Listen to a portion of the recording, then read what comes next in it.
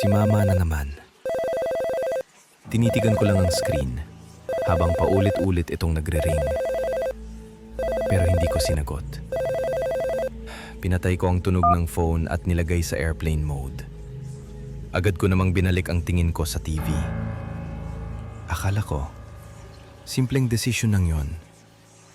Hindi ko alam na iyon pala ang maglalagay sa akin sa bangungot na ito. Nang sisimulan ko ng iset-up ang PS5, may narinig ako sa balita. May serial killer daw sa area namin. Katamtaman ng tangkad, kayumanggi ang balat, mahilig mag-disguise, magaling umakyat sa bubong, at putol ang isang daliri nito. Nang marinig kong malapit lang siya, kinilabutan ako. Kaya klinos ko ang lahat ng pinto at bintana. Lumipas ang ilang oras, naglalaro lang ako, hanggang sa marinig ko ang malakas na katok sa likod ng bahay. Parang may pilit na gustong pumasok. Sino po yan?